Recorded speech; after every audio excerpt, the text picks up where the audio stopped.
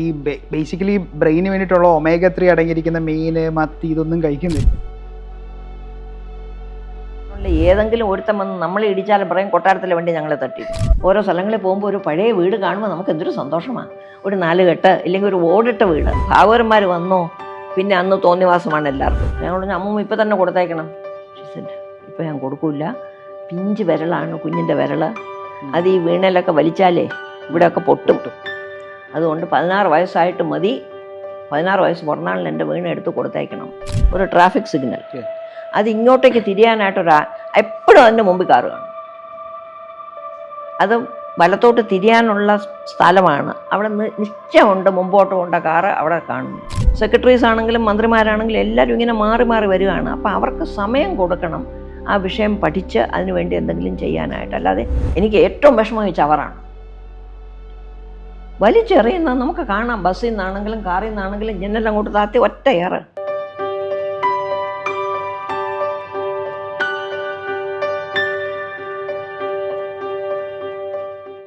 ഈ അമ്മ മഹാറാണി പ്രിൻസസിനെയൊക്കെ മ്യൂസിക്കിലേക്ക് ഡയറക്റ്റ് ചെയ്തിട്ടുണ്ടായിരുന്നു. അമ്മൂമ്മയ്ക്ക് പാട്ടെന്ന് പറഞ്ഞാൽ ജീവനായിരുന്നു.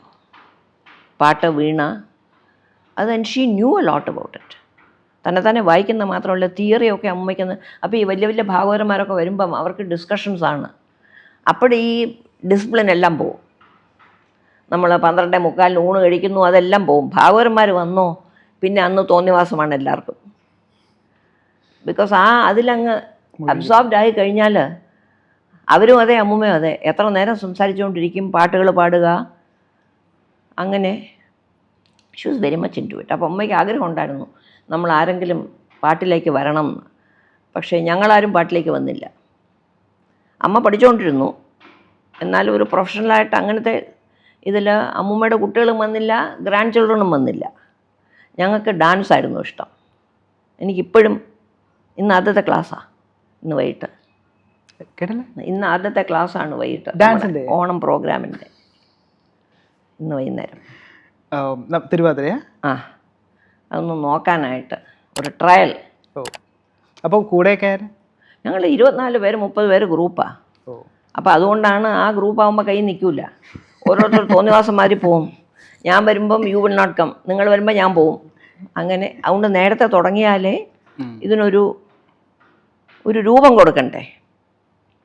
അങ്ങനെ ഞാൻ കേട്ടിട്ടുണ്ട് കാർത്തിക തമ്പ്രാട്ടിക്കാണെന്ന് തോന്നുന്നു മുത്തയ്യ ഭാഗവത അമ്മയെ പഠിപ്പിക്കാനായിട്ട് വന്നുകൊണ്ടിരുന്നു. ഞാൻ കുറച്ച് നാൾ വീണ പഠിച്ചു കെ.എസ്. നാരായണസ്വാമി സാറിൻ്റെ അടുക്കൽ നിന്ന്. പിന്നെ സാറങ്ങ് പോയി. അതും കോളേജിൽ അപ്പോഴത്തേക്ക് ആകുമ്പോൾ ഇതിനൊന്നും നേരമില്ല. പിന്നെ എൻ്റെ മകൻ പാട്ടിലേക്ക് വന്നാൽ അത് അമ്മൂമ്മ അറിഞ്ഞു.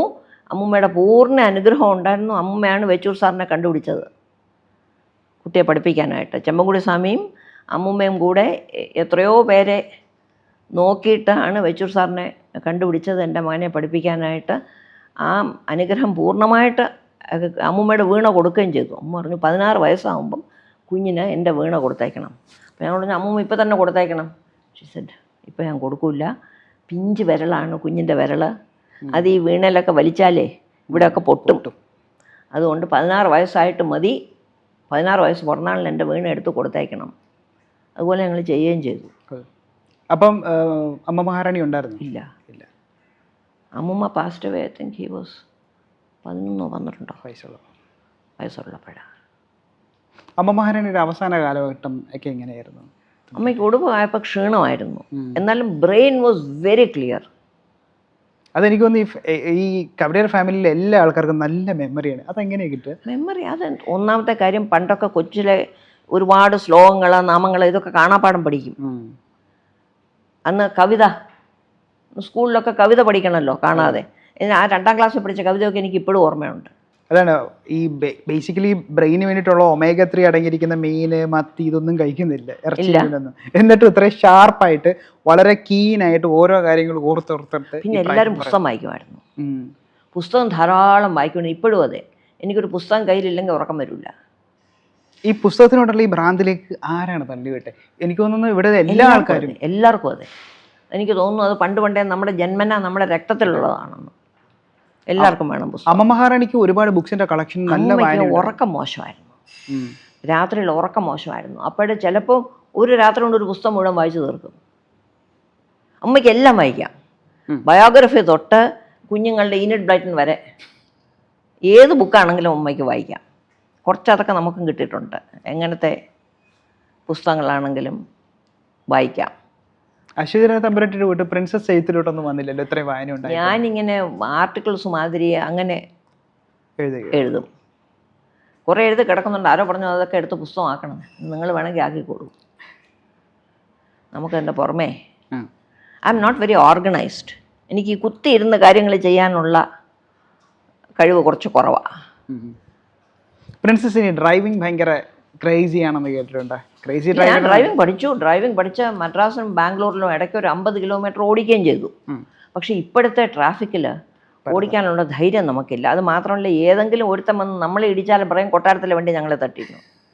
പ്രിൻസസ് ഈ വളരെ മുമ്പ്, അതായത് പ്രിൻസസിൻ്റെ ചെറിയ സമയത്ത്, അതായത് എനിക്കൊന്ന് ബിഫോർ ഇൻഡിപെൻഡൻസ്, അപ്പോൾ ഈ നാട്ടിലെ ട്രാഫിക്കും ഒക്കെ കണ്ടിട്ടുണ്ടായിരിക്കുമല്ലോ. അപ്പോൾ അതും ഇതുമൊക്കെ ആയിട്ട് കമ്പയർ വലിയ ട്രാഫിക് ഇല്ലല്ലോ.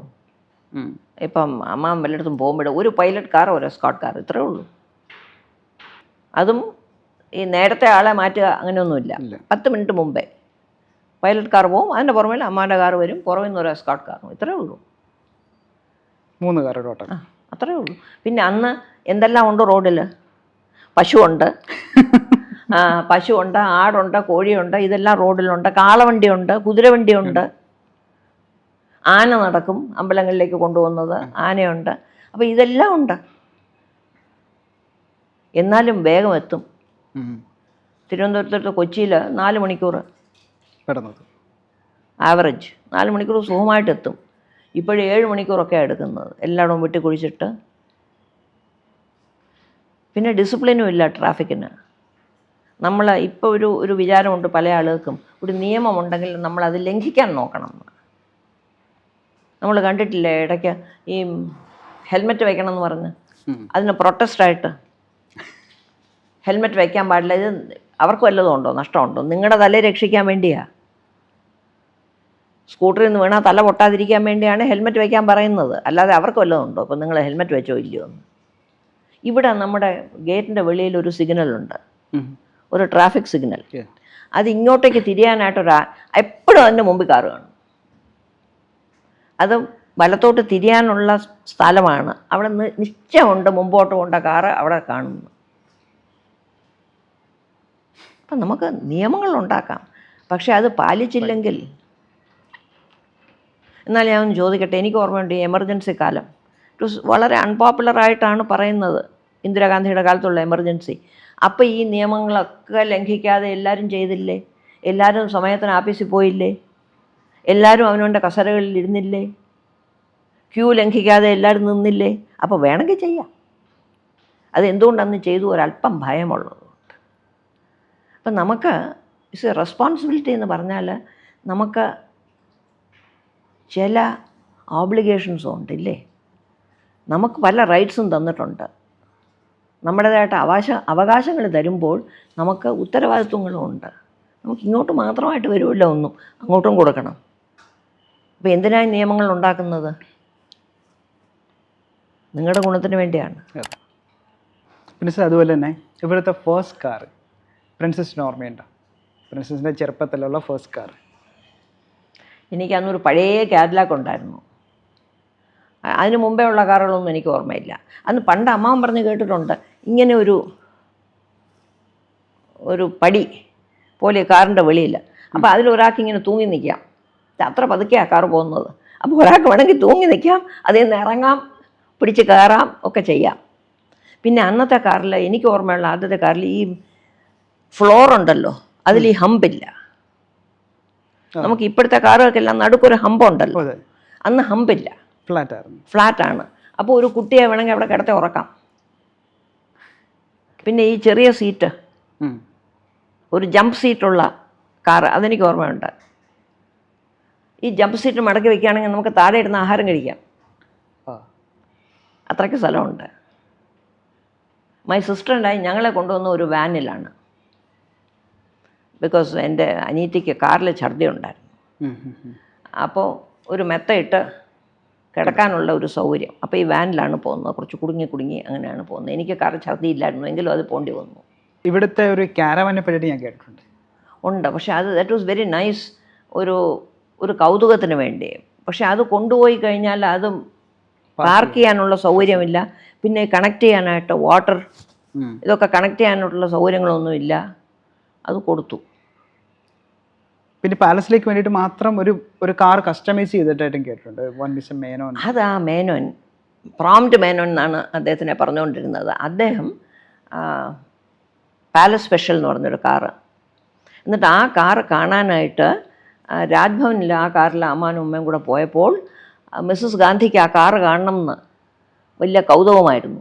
അപ്പോൾ താഴെ വന്ന് ആ കാറൊക്കെ നോക്കി. മിസ്സസ് ഗാന്ധി എന്ന് പറയുന്നത് ഇന്ദിരാഗാന്ധി. ഓക്കെ.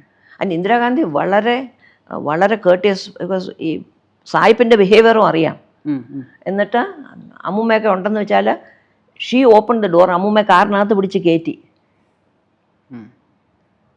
ആ പ്രായത്തിനോടുള്ള ബഹുമാനം, അതൊക്കെ she is very correct about it. ഇവിടെ ഇന്ദിരാഗാന്ധി വന്നിട്ടില്ല? ഉണ്ട്. വന്നപ്പോൾ ഒരാഗ്രഹം പ്രകടിപ്പിച്ചു. ഈ എന്താ പൂവ് പിച്ചിയരുമ്പ് കെട്ടി, അപ്പോൾ എല്ലാവർക്കും ഇവിടുത്തെ സ്ത്രീകളെല്ലാവരും തലയിൽ പൂ വെച്ചിരുന്നു. അപ്പം മിസ്സസ് ഗാന്ധിക്ക് ഒരു ആഗ്രഹം പൂ വയ്ക്കണമെന്ന്.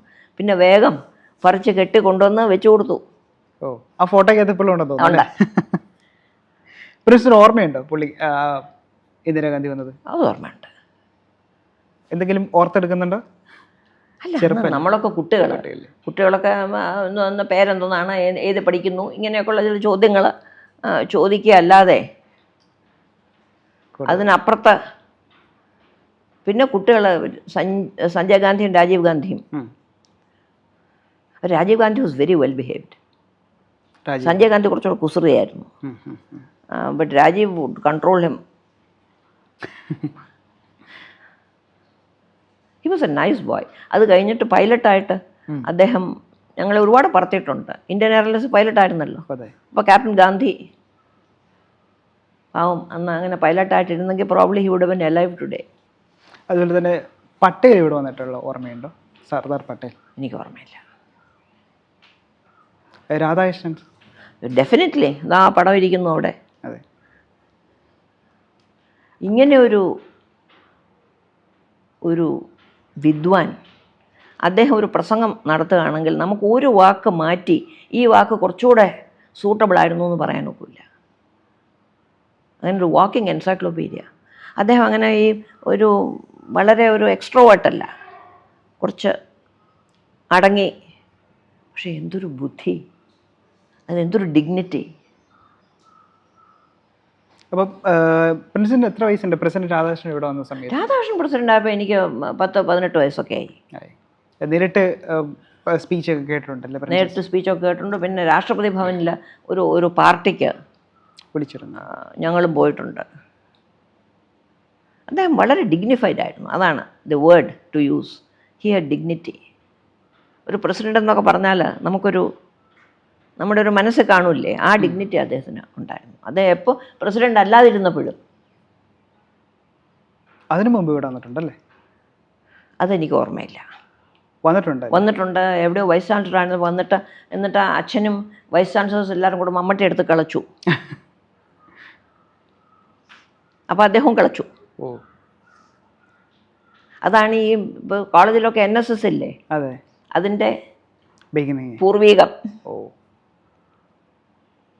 അച്ഛനതൊക്കെ വളരെ വിശ്വാസമുള്ള ആളായിരുന്നു. ഹി ഫെൽറ്റ് ഈ NCC അങ്ങനെ കുറച്ചൊരു സെമി മിലിറ്ററി ഡിസിപ്ലിൻ എല്ലാവർക്കും വേണ്ടതാണ്. അപ്പം നമുക്കൊരു അച്ചടക്കം, സമയക്ലിപ്തം അതൊക്കെ ഉണ്ടാവുമെന്ന്.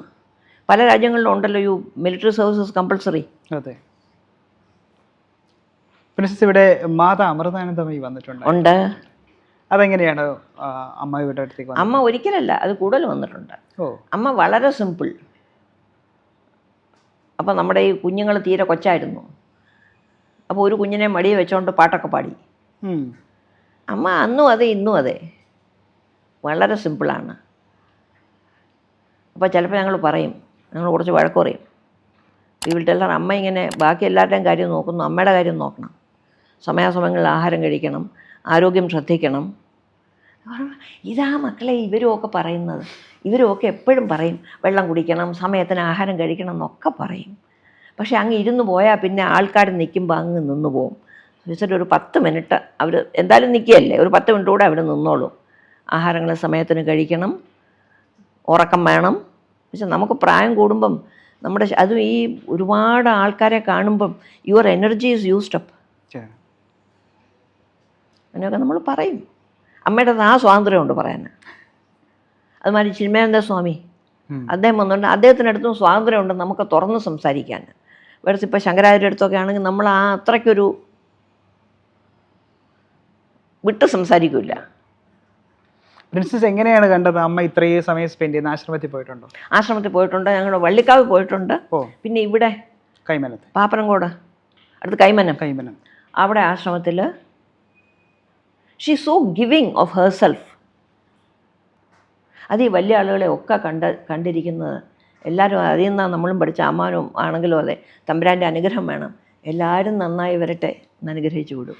ഈ രാഷ്ട്രീയക്കാരൊക്കെ വരും ഇലക്ഷന് മുമ്പേ ഒക്കെ, അനുഗ്രഹം വേണം. അപ്പോൾ he would bless them all. നാട്ടിന് നല്ലത് ചെയ്യാനായിട്ട് നിങ്ങൾക്കൊക്കെ ജയിച്ചാലും തോറ്റാലും നിങ്ങൾക്കത് സാധിക്കട്ടെ എന്നുള്ള ആ അനുഗ്രഹത്തോടെ എല്ലാവരെയും പറഞ്ഞു വിടുന്നത്. ഇതിപ്പോൾ ശരിക്കും ഞങ്ങളൊക്കെ പരീക്ഷ എഴുതിയിട്ടേ റിസൾട്ട് വരാൻ വേണ്ടി കാത്തിരുന്ന ആ ഒരു കാലം അതാണ് ഇന്നിപ്പം നാട്ടിൽ നടക്കുന്നത്. എല്ലാവരും എന്ത് വരും എന്ത് വന്നാലും അത് ഈ മലയാള മണ്ണിന് നന്മ കൊടുക്കുന്ന ഒന്നായിരിക്കണം. പിന്നെ ഇപ്പോൾ പണ്ടത്തെ പോലെ ഇപ്പോൾ ലെഡ്ജറും ആ കാലമൊക്കെ കഴിഞ്ഞു. ഇപ്പോൾ എല്ലാം കമ്പ്യൂട്ടറൈസ്ഡാണ്, ഓൺലൈനാണ്, OTPകൾ പറയണം. അപ്പോൾ ആ കാലത്തിൻ്റെ ആയിട്ടുള്ള മാറ്റങ്ങൾ തീർച്ചയായിട്ടും വരും.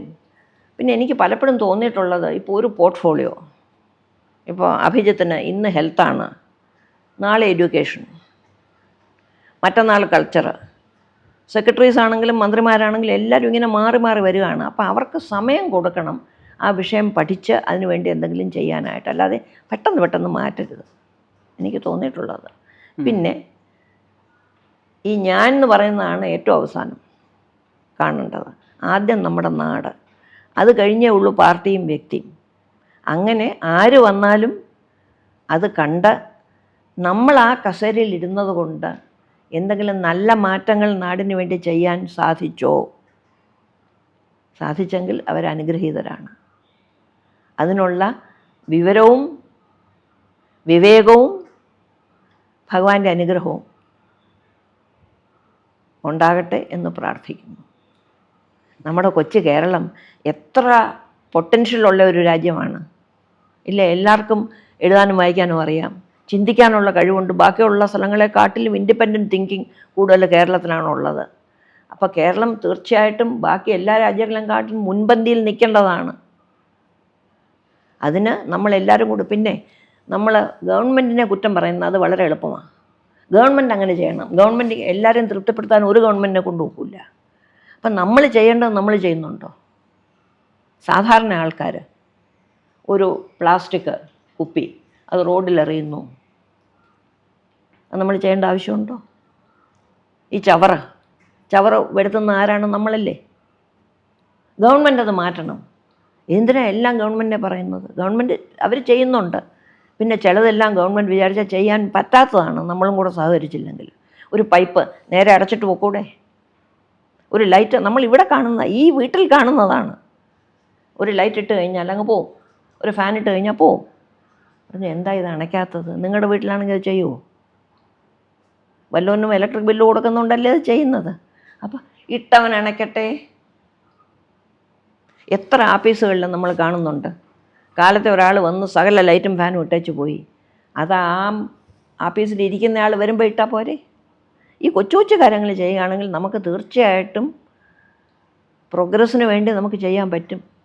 നിയമങ്ങൾ അനുസരിക്കുക. എനിക്ക് ഏറ്റവും വിഷമം ഈ ചവറാണ്. വലിച്ചെറിയുന്നത് നമുക്ക് കാണാം. ബസ്സിൽ നിന്നാണെങ്കിലും കാറിൽ നിന്നാണെങ്കിലും ജനലെല്ലാം അങ്ങോട്ട് താത്തി ഒറ്റ ഏറ്. ഇതൊക്കെ കുട്ടികളെ 5 വയസ്സ് തൊട്ട് പഠിപ്പിച്ചു തുടങ്ങണം. അതുമാതിരി drugs, teach them the power of the word no. അപ്പോൾ ഈ സിലബസിൽ ഇതൊക്കെ ചേർക്കുക. കൊച്ചു ക്ലാസ് തൊട്ട് നമുക്ക് തെറ്റായ കാര്യങ്ങൾ ചെയ്യാതിരിക്കാനായിട്ട് എനിക്ക് വേണ്ട എന്ന് പറയാനുള്ള ഒരു ധൈര്യം ഒരു കുട്ടിക്ക് കൊടുക്കണം. അതിനുള്ള വിവേചനം, അതിനുള്ള അറിവ് അവർക്ക് കൊടുക്കണം. ആ പ്രായത്തിൽ പറഞ്ഞാൽ 5 വയസ്സ് പറഞ്ഞാൽ അത് ഉറച്ചു നിൽക്കും മനസ്സിൽ. അല്ലാതെ 20 വയസ്സായിട്ട് നിങ്ങൾ ഡ്രഗ്സ് കഴിക്കരുത് എന്ന് പറഞ്ഞാൽ അവർ 5 കൊല്ലമായിട്ട് കഴിച്ചുകൊണ്ടിരിക്കുക. ഇതൊക്കെ കാണുമ്പോൾ നമുക്ക് പേടിയാവും. അതും വയോജന സംസ്ഥാനം ആവരുത് കേരളം. നമ്മുടെ കുട്ടികൾ തിരിച്ചു വരണം, നമ്മുടെ കുട്ടികൾക്ക് ഇവിടെ നിൽക്കണം എന്നുള്ള ആഗ്രഹം വരണം. ഇത് എൻ്റെ നാടാണ്, അതിനുവേണ്ടി വല്ലതും ചെയ്യണം എന്ന് അവർക്കൊരു മോഹം വരണം. അപ്പോൾ അതിനുള്ള ഒരു അന്തരീക്ഷം ആര് ഭരണത്തിൽ വന്നാലും സൃഷ്ടിക്കട്ടെ എന്നുള്ള ഒരു പ്രാർത്ഥന മാത്രമേ ഉള്ളൂ.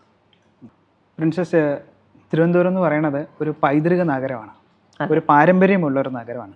അപ്പോൾ വികസനവും നമുക്ക് ഇതിൻ്റെ കൂടെ തന്നെ വേണം. അപ്പം ഈ വികസനവും ഈ പൈതൃകത്തെയും ഒക്കെ തന്നെ മെയിൻറ്റെയിൻ ചെയ്തുകൊണ്ടുള്ളൊരു മാറ്റം, അതിനെ പ്രിൻസസ് എങ്ങനെയാണ് നോക്കിക്കാണുന്നത്? അത് വളരെ വിഷമമായ ഒരു വിഷയമാണ്. എന്താ വെച്ചാൽ ഇന്നിപ്പോൾ ഒരു എക്സാമ്പിൾ പറയുകയാണ്. ഞങ്ങൾ 1934 പണി കഴിച്ച ഒരു വീട്ടിലാണ് ഞങ്ങൾ താമസിക്കുന്നത്. ഇന്ന് ഇത് റിപ്പയർ ചെയ്യുന്നതിനെക്കാട്ടിലും എളുപ്പമാണ് ഒരു പുതിയ വീട് നിർമ്മിക്കുന്നത്. ഇത് സ്റ്റീലില്ല, കോൺക്രീറ്റ് ഇല്ല, സുർക്കയാണ്, മുല്ലപ്പെരിയാർ പോലെ സുർക്കയാണ്, ഇതിൻ്റെ താഴെ മണ്ണാണ്. അപ്പോൾ ഇതിനെ ഇന്ന് റിപ്പയർ ചെയ്യാനുള്ള ആൾക്കാരില്ല, അതിൽ പണി ചെയ്ത് ശീലമുള്ളവർ. അപ്പോൾ എന്താ ചെയ്യുന്നത്? ഓരോരുത്തർ പഴയ ഒരു വീട് ഇടിച്ചൊരു ഫ്ലാറ്റ് കെട്ടി ഒരുപാട് പൈസ വന്നു. അപ്പോൾ ഇന്നിപ്പോൾ പൈസയ്ക്ക് വേണ്ടി നമ്മൾ ഒരുപാട് സാക്രിഫൈസ് ചെയ്യാൻ തയ്യാറായിട്ടുള്ള ഒരു തലമുറയാണ്. പിന്നെ കുട്ടികളില്ല. ഇപ്പോൾ ഒരു പഴയ വീടുണ്ട്, ആ പഴയ വീട്ടിനകത്ത് ഒരു വയസ്സായ ഒരു അമ്മൂമ്മ താമസിക്കുന്നു. അവരെ കാലം കഴിഞ്ഞാൽ കുട്ടികൾ അമേരിക്കയിൽ ഇരിക്കുക, അവർക്ക് ഈ പഴയ വീട്ടിൽ വന്നിരിക്കണ്ട. അപ്പോൾ അവരെന്താ ചെയ്യുന്നത്? അതിനെ ഇടിക്കും. പക്ഷെ നമ്മൾ ഒരു കാര്യം ഓർക്കേണ്ടത്, ഒരു ഇന്നലെയും മിനിഞ്ഞാന്നും ഇല്ലെങ്കിൽ ഒരു ഇന്നും നാളെയും മറ്റന്നാളും ഇല്ല.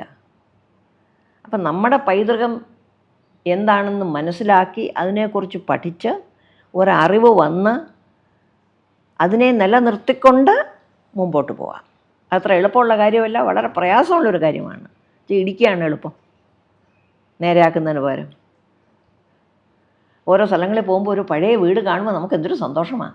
ഒരു 4 കെട്ട് ഇല്ലെങ്കിൽ ഒരു ഓടിട്ട വീട് കാണുമ്പോൾ നമുക്കൊരു വലിയ സന്തോഷമാണ്. മലയാളിക്ക് മുറ്റത്ത് ഒരു തെങ്ങും ഒരു മാവും വേണം, മലയാള മനസ്സിനൊരു സന്തോഷം വരാൻ. പക്ഷേ ഇന്നിപ്പോൾ ഇവിടെ മാവും തെങ്ങും എവിടെയാണ് വയ്ക്കുന്ന? ഫ്ലാറ്റിൽ. ഇന്ന് പിന്നെ സുരക്ഷിതത്വം, ഇറ്റ്സ് വെരി ഇമ്പോർട്ടൻറ്റ്. പണ്ടാണെങ്കിൽ ഒരുപാട് ആൾക്കാരുണ്ടായിരുന്നു വീടുകളിൽ, ജോലിക്കാളെ കിട്ടുമായിരുന്നു. ഇന്നിപ്പോൾ ഈ ഒന്നും അരയും ആളായിട്ടിരിക്കുമ്പോൾ അവർക്ക് ഭയവുമുണ്ട്, ഏകാന്തതയുടെ ഒരു ഭയം, ആരെങ്കിലും ഒന്ന് കുത്തി കയറിയാലോ എന്നുള്ള. അപ്പം അതുകൊണ്ട് it is a difficult thing to balance. എല്ലാം ആലോചിച്ച്,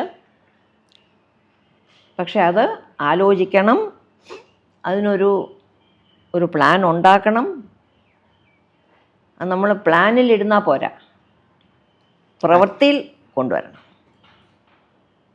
ഇപ്പോൾ സിംഗപ്പൂർ, എൻ്റെ വളരെ ചെറുപ്പകാലത്ത് ഞാൻ സിംഗപ്പൂർ പോയിട്ടുണ്ട്. അവിടെ ചെല്ലുമ്പോൾ ഇതുമാതിരി ഇലയും അതും ഇതുമൊക്കെ റോഡിൽ എറിഞ്ഞ് അങ്ങനെയൊക്കെ ആയിരുന്നു. ആ ലിറ്റിൽ ഇന്ത്യയിലൊക്കെ പോയി കഴിഞ്ഞാൽ നിറച്ച ചവറും ഒക്കെ ഉണ്ടായിരുന്നു. ഇപ്പോൾ ഒരൊറ്റ സാധനം കാണില്ലല്ലോ.